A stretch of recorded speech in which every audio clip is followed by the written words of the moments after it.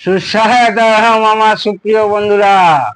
অনেকদিন পর যে কি করব, কাজের এত চাপ। এদিকে রেলওয়ে, এদিকে সার্কিট ডিজাইন, তারপরে জুট মিল, আবার মাদার ডেয়ারি এসে ঢুকেছে। যাকে আমি যে বিষয়ে আপনাদের শিক্ষা দিতে আছি সেটা নিয়ে আজকে একটা ভালো ভিডিও করছি। এটা একটা দেখতে পাচ্ছেন জেবিসির একটা সেট মনে করছেন অনেকেই, কিন্তু এটা জেবিসির কোনো সেটই নয়। অর্থাৎ কিনা এটা জাস্ট জেবিসির একটা ক্যাবিনেট মাত্র। সেটটিকে একদম নষ্ট করে ফেলেছিল, তারপরে আমার কাছে আসে। সেই সেটটির সমস্ত কিছু এত খারাপ হয়ে গেছিল যে আমাকে আমার মতো লোকেরও মানে বাদ দিতে আমি বাধ্য হয়েছি। সেক্ষেত্রে সেটাকে আমার পিসিবি দিয়ে আমার ডিজাইনের কিভাবে তৈরি করেছি, এবং ট্রায়ালিং এ ভদ্রলোক এসে শুনে গেছেন, অত্যন্ত খুশি হয়েছেন, অত্যন্ত খুশি। এবং এই টাইপের অন্য ক্যাবিনেট দিয়ে আমরা প্রচুর নতুন সেট তৈরি করছি, যেই সেটের অর্ডার আপাতত নেওয়া মানে প্রায় বন্ধ বলতে গেলে। কারণ কি, যারা অর্ডার দিচ্ছে 1-1.5 মাসে 2 মাসের আগে সেট পাবে না, সোজা কথা। আর যারা রিপেয়ারিং দিয়ে রেখেছেন তারাও একটু ওয়েট করুন, খুব তাড়াতাড়ি সেট আপনারা পেয়ে যাবেন। এনিওয়ে, সেটটার ভেতরে খুলি, আনবক্সিং করি, তারপর আপনাদের কাছে কেন, কোন, কিভাবে সার্কিট ইউজ করেছি, কেন ইউজ করেছি সেটা বলবো। বন্ধ করছি। সামনে লুকিংটা অসাধারণ এসছে, দেখুন। এইখানে এর ডিসপ্লে ছিল অ্যাকচুয়ালি আপনার ওই ভ্যাকম ডিসপ্লে ছিল, সেই ভিএফডি ডিসপ্লে। এটা তো ওর মাদার বোর্ড যদি খারাপ থাকে ওকে ড্রাইভ দেওয়া সম্ভব না।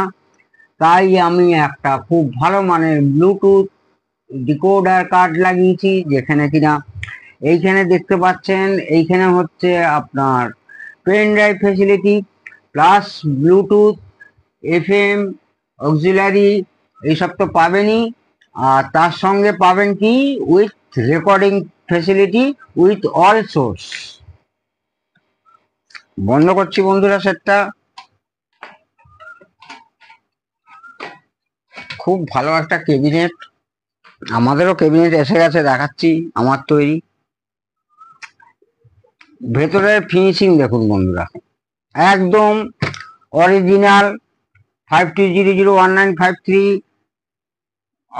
52001943, 52001943 সব বলে বলে মানে মিস্টেক হয়ে যাচ্ছে। আচ্ছা, এই বোর্ডটা যে দেখতে পাচ্ছেন এটা হচ্ছে tone control super bus table circuit, যেটা কিনা আমি উল্টেও দেখাচ্ছি। এইটা একটা বোর্ড, সেম বোর্ডই এখানে লাগানো আছে, যেটা কিনা গাঁথা চলছে এখন। স্পষ্ট দেখতে পাচ্ছেন ডিজিসফট DS025P, অর্থাৎ 2025-এর প্রি অ্যাম্প্লিফায়ার। ঠিক আছে বন্ধুরা, এইখানে যে পাওয়ার সাপ্লাইটা করেছি বন্ধুরা, এইখানে যে পাওয়ার সাপ্লাই একটা করেছি, এই পাওয়ার সাপ্লাইটা কিন্তু এই প্রির জন্য নয়। এই প্রি কিন্তু আমি ডাইরেক্ট এই সাপ্লাই থেকে, অর্থাৎ এখানে 3030 ট্রান্সফর্মার ব্যবহার করা হয়েছে, এর অরিজিনাল ট্রান্সফর্মারটাই আছে, এবং এর হিটসিঙ্ক অরিজিনাল আছে। তবে হিটসিঙ্কটা এটা এসটিকে দিয়েছিল এই সেটটা অরিজিনালি, তবে হিটসিঙ্কটা একটু মোটা হলে ভালো হতো। ঠিক এই রকম জায়গায় আমি আর একটা কাটিং করে একটা হিটসিঙ্ক লাগিয়েছি। আর ফ্যানটা অত্যন্ত ভালো, পুরো মোটর, ডিসি মোটর দিয়ে একটা ফ্যান তৈরি করা আছে, অরিজিনাল জেবিসির ফ্যান। এরকম অরিজিনাল জেবিসির fan, made in Japan, made in Japan. এরকম তো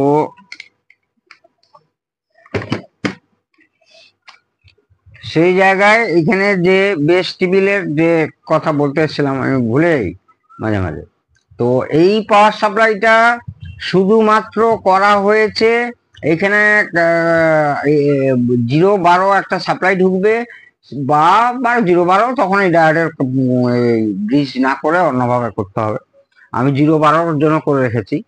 এখান থেকে এই যে ফ্যান, পরিষ্কার কথা লেখা আছে ফ্যান, আর হচ্ছে একটা 5 ভোল্ট। 5 ভোল্ট কোথা থেকে পাবে, এখানে একটা হিটসিঙ্ক সমেত 7805 লাগবে, উইথ জেনার কন্ট্রোল, একটা রেজিস্ট্যান্স দিয়ে 2.2 ওহম সাপোর্ট দিয়ে, তারপরে জেনার দিয়ে স্টেবিলাইজ করা হবে। করার পরে আমার ইউএসবি পাওয়ার সাপ্লাই তৈরি হয়ে গেল এবং ফ্যানের সাপ্লাই তৈরি হয়ে গেল। সেক্ষেত্রে আমার একটা 12 কিংবা 10-0-10 নিলে তো খুবই ভালো। 10-0-10, আমি 12-0-12 এতক্ষণ মানে ভুল বলছিলাম, ভুলও না, কিন্তু 10-0-10 হলে খুবই ভালো। এক্সাক্ট আপনার ভোল্টেজটা দাঁড়াবে 10-0-10। এবং তাহলে এখান থেকে আমরা 10-0-10 থেকে বা 0-10 থেকে নিয়ে আমরা কি করলাম, ফ্যানে দিলাম, এবং এখানে একটা কন্ডেন্সার দিয়ে ফিল্টার হচ্ছে। এই কন্ডেন্সারটা হচ্ছে আপনার 5 ভোল্টের ফিল্টারেশন, মেন ফিল্টার হচ্ছে এখানে। আর এখানে সেই আইসি লাগাচ্ছি যেটা দেখাচ্ছি। আর এখানে কিন্তু সব কানেক্টার দিয়ে কানেকশন হবে, কোনো রকম ডাইরেক্ট পট লাগবে না। সে কানেক্টার আমি দেখাচ্ছি আপনাদেরকে, কানেক্টার দিয়ে লাগবে। এবং যখন আপনারা পিসিবিতে অর্থাৎ পটের সঙ্গে লাগাবেন, পট এইভাবে লাগবে। এই যে পটের সমস্ত পিসিবি, একটা ছোট গ্রিন কালারের পিসিবি পট আছে, যেটা অত্যন্ত ভালো, কিন্তু দাম অত্যন্ত বেশি। দেখাচ্ছি বন্ধুরা, এই যে এই পট আপনার এখানে এসে লেগে গেল, ধরুন এইভাবে লেগে গেল এইখানে, আর এইভাবে লেগে গেল এখানে, আর এইখান থেকে তার টপকে এসে লাগবে। দেখাচ্ছি আপনাদেরকে,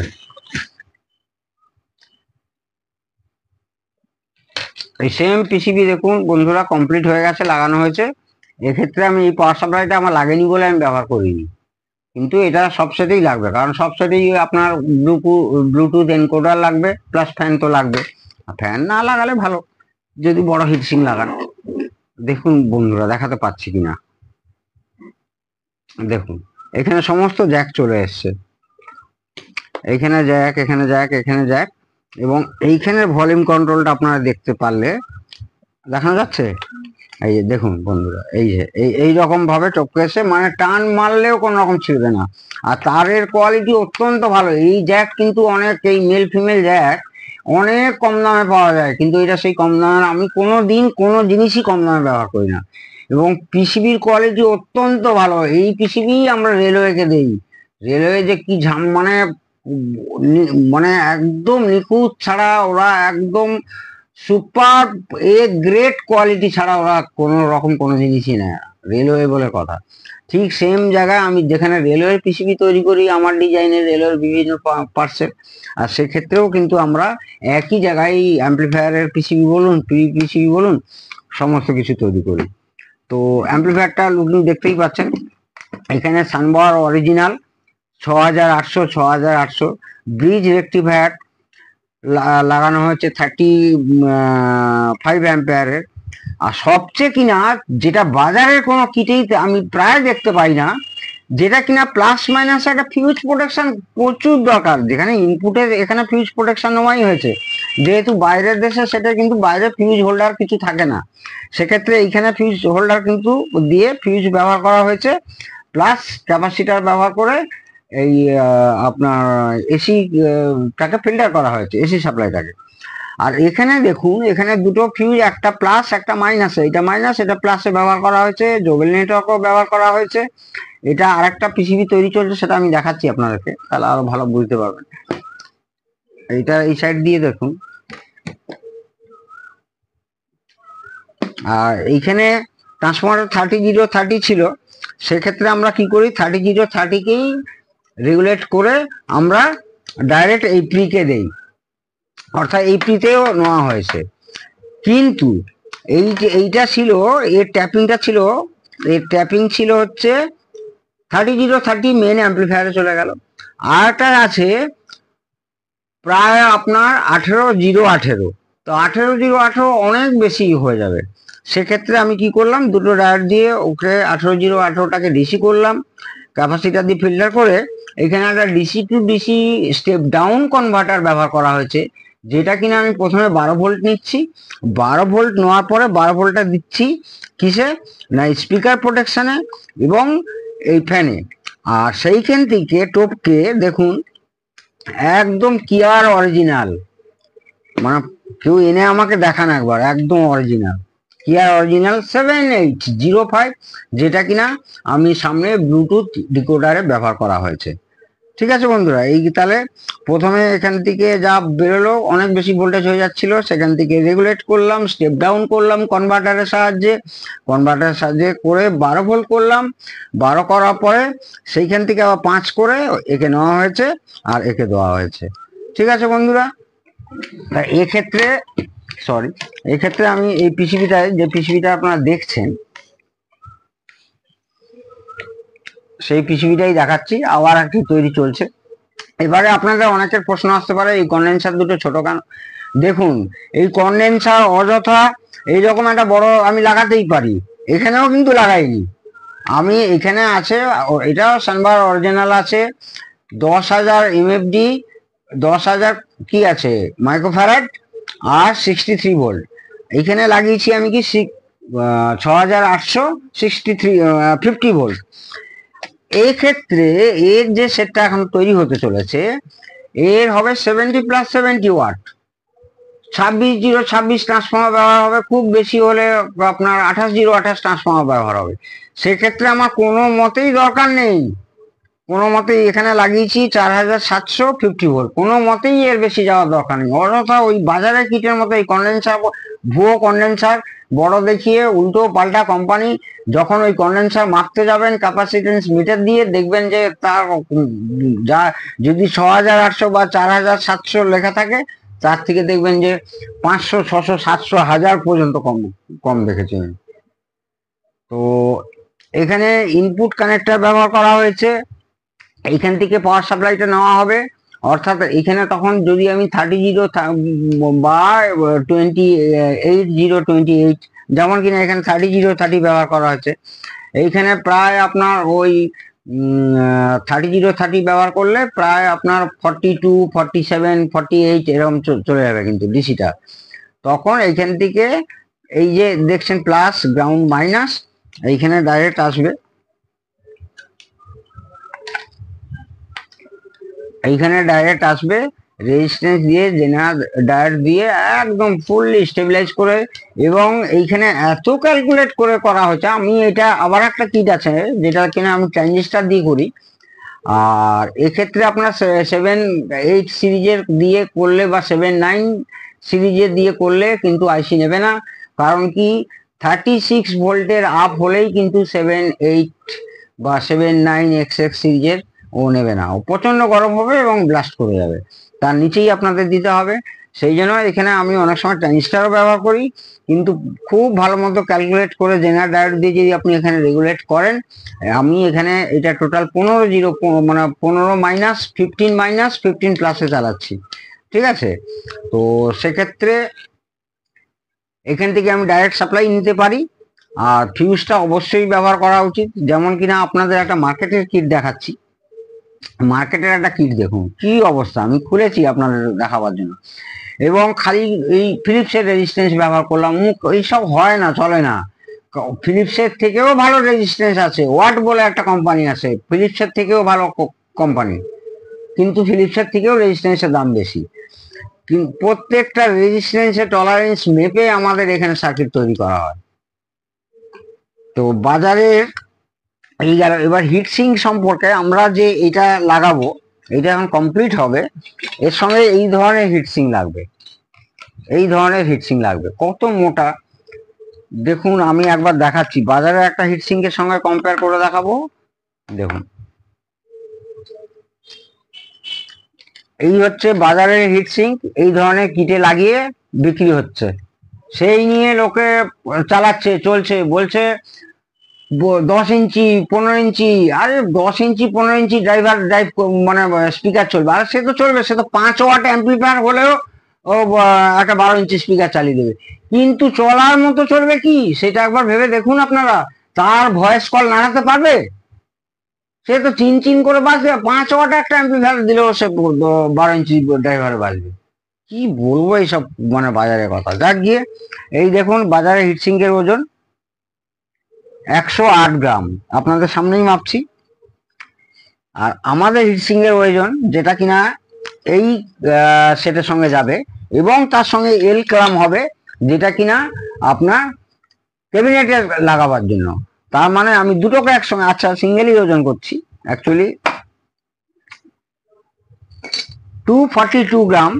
এবারে এর সঙ্গে এটাও যাবে চেসিস করার জন্য, ঠিক মোল্ডিং হয়ে লাগবে, এইভাবে মোল্ডিং হয়ে লাগবে। তাহলে টোটাল হিটসিং কত হচ্ছে দেখুন, টোটাল হিটসিং হচ্ছে 372 গ্রাম, 372 গ্রাম। তো এই হচ্ছে আমাদের হিটসিং, তারপরেও ফ্যান থাকছে। আর একটু ওয়াট কম থাকলে, যদি 70-70, এটা 100-100 করা হচ্ছে, যদি 70-70 করা হয় তখন আমরা এই হিটসিংটাকে ব্যবহার করি। এটারও ওজন খুব ভালো অ্যানোরাইজড হিটসিং, 209 গ্রাম, এই হিটসিংটাকে ব্যবহার করি। এটার সঙ্গেও আবার এই পাতলাকে মুড়ে ওই চেসিসের সঙ্গে করা হয়, কিংবা উল্টো ভাবে লাগানো হয়, এইভাবে উল্টে লাগাই তখন আমরা। ঠিক আছে বন্ধুরা, তো ক্যাবিনেটের দিক দিয়ে যদি দেখতে আসি, ফিনিশিং তো দেখছেন কিভাবে, মানে আপনাদের আর কষ্ট করতেই হবে না। এখানে একদম জ্যাক লাগালেন, এইরকম ধরনের পিসিবি নিলেন, পট লাগালেন, পট ভবিষ্যতে চেঞ্জ করতে গেলেও আপনার কোনোদিন অসুবিধা হবে না। অবশ্যই ভালো মানের পট লাগালে কখনোই মানে অন্তত 2-4 বছরে তো খারাপ হবে না। আর এই রেজিস্ট্যান্স গুলোর মান দেখবেন, এগুলো অনেক কম দামে পাওয়া যায়। যেমন কিনা এই সেটটাতে লাগানো আছে, দেখুন দুটো দেখতে প্রায় এক। এইটা কি একটা কোম্পানি, বিপিআর 5 ওয়াট 0.5 ওহমস। আর এইটার কিন্তু মানে এইটার যা দাম, এই তিনটে দামের সমান এই একটা রেজিস্ট্যান্স। এইটা সাধারণত এই রেজিস্ট্যান্সটা সোনি বা আপনার ডেনন, পায়োনিয়ার সমস্ত ইম্পোর্টেড সেট ব্যবহার করে। তো ক্যাবিনেটের ক্ষেত্রে আসছি, একটা তো এই ক্যাবিনেট আপনারা দেখেছেনই আমার কাছে, এই ক্যাবিনেট তো দেখেছেন, যেটা ডায়াল কিনা এইটা এর আগেই দেখেছেন। এটা ফুললি এই কাগজটা তুলতে হবে, এখানে হচ্ছে লেজার প্রিন্টিং হয়েছে, তো এই কাগজটা তুলতে হবে, এই পলিথিনটা ছেড়ে। এগুলো সব নব সেট, এইখানে এলইডি বার গ্রাফ ডিসপ্লে থাকতে, এর আগের ভিডিওতেই দেখেছেন। এটার কালার হচ্ছে একদম এখানে ব্ল্যাক, এটা ম্যাট ব্ল্যাক। আর নবগুলো অত্যন্ত, এর আগে ভিডিওতে দেখেছেন আপনারা, আর যারা না দেখেছেন প্লিজ সাবস্ক্রাইব করে ওই ভিডিওতে যান, অবশ্যই দেখতে পাবেন। তো পেছনটাও তো দেখেছেন,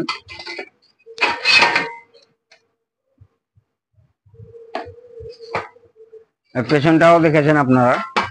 এইখানে স্পিকার কানেকশন, তবে আমি এই ধরনের স্পিকার কানেক্টর লাগাই না, আমি ওই ব্যানানা কানেক্টর জাতীয় খুব ভালো মানের পোস্ট লাগাই, এই ধরনের সাধারণত এখন লাগাচ্ছি না। আর এখানে তো ফ্যান থাকবে, এই জালি তো তৈরি করাই আছে, এ গেল।